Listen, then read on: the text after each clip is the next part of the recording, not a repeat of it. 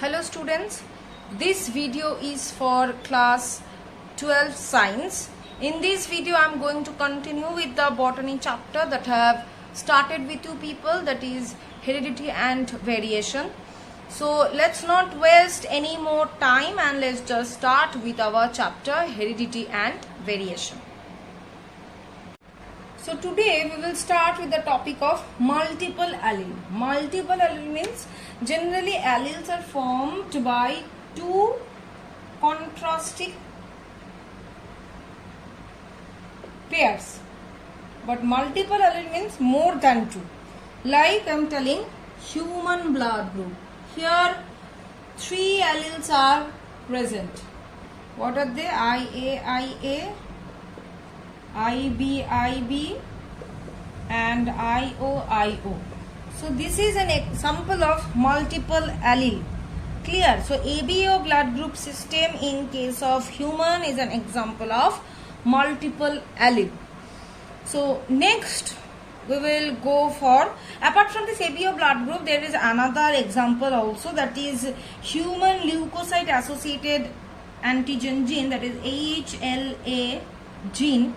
These genes also code for different types of protein antigens that are found in the human cell, which plays an important role in our immune system or immune response. These antigens also responsible for organ rejection and other transplantation. So that's why they are being given this name, and they are also more than two in number. More than two. Okay. So that's why it is termed as the multiple, or it is considered as an example of the multiple allele. Next we will go for the topic of pleiotropy.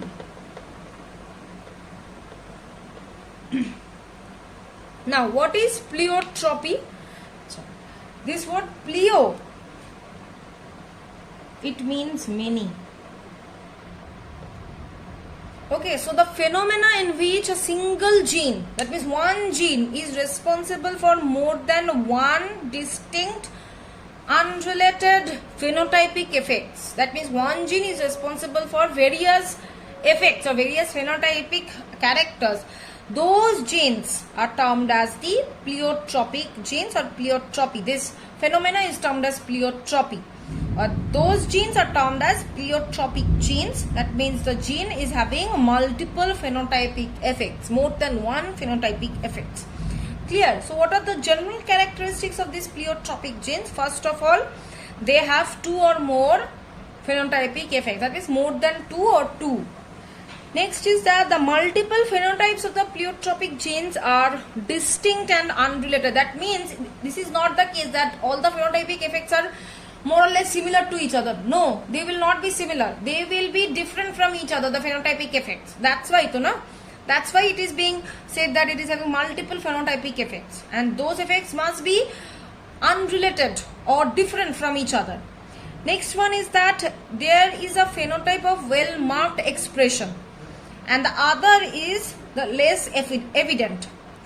Pleiotropy is just the opposite to polygenic inheritance. So pleiotropy is opposite of polygenic inheritance. What is this polygenic inheritance? That we will see in the latter part of the chapter. So pleiotropy and polygenic inheritance are totally opposite. Now examples of pleiotropy we will see. First example of the pleiotropy is that phenylketonuria. It is found in case of human, that is in case of us.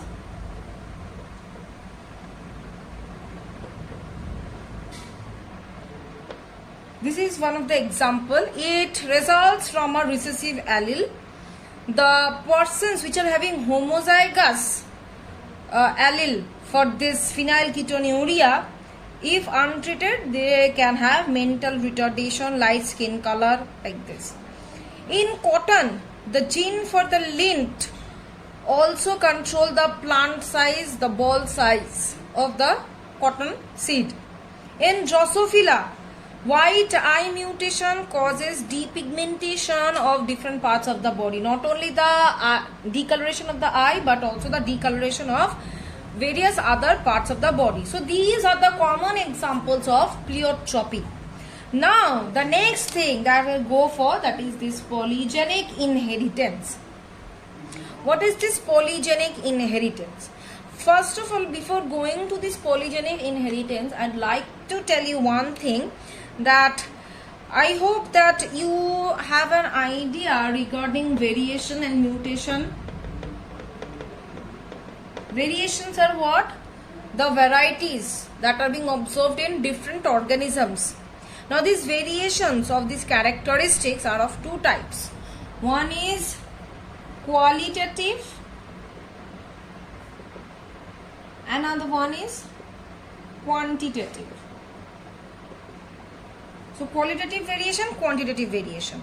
Now both these qualitative and quantitative has two expressions. One is dominant and the other one is recessive, and is controlled by a single pair of genes called monogenes, or that character we termed as monogenic trait. Now this inheritance of this qualitative trait, we call it as quantitative inheritance or monogenic inheritance, which have two distinct contrasting phenotypes. Suppose plant height, tall or dwarf, seed shape, round or wrinkled.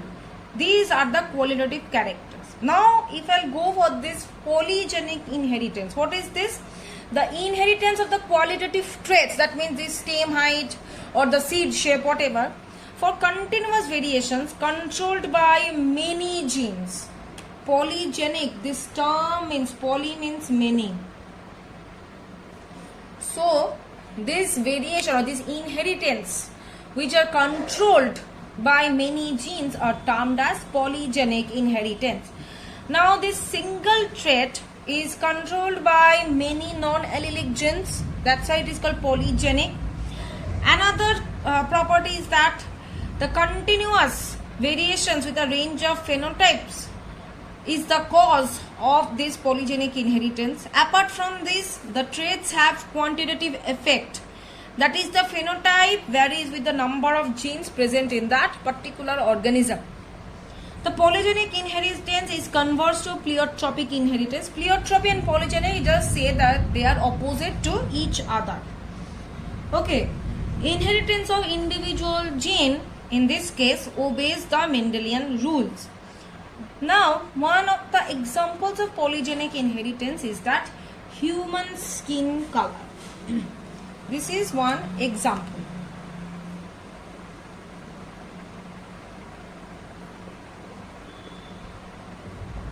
Clear? So human skin color, we know that one is having dark, another one is having the light without the melanin pigment.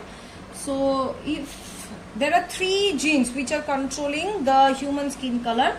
So if I will take the dominating one, dominant. So AA, BB and CC. That means this skin color, or these are the dominating character which represents the dark. It can be found in the Negro. Okay. And the opposite, that is the recessive skin color, is all will be small. AA, BB, CC. This is white. It's found in the Europeans. Okay. So without that means melanin pigment is generally absent or no. And this is the darker skin color. If they are being crossed, then it will produce, that means the gametes, at first it will produce the gametes. So what are the gametes it will produce? At first here A, B, C, and here small a, small b, small c. Now if they are being crossed, they will be produce an intermediate color between this dark and white, that will be AA, capital B, small b, capital C, small c. This skin color is termed as mulatto. So from there, this is a F1 generation. From there, this F1 generation, 8 gametes will be formed. Now from these 8 gametes, in the F2 generation, 64 offsprings will be formed. So this human skin color is an example of this polygenic inheritance. Clear? So in this way, polygenic inheritance, in this cross, the polygenic inheritance can be explained. Clear? So I am keeping the video till this much. In the next video, I will continue with the chapter. Thank you.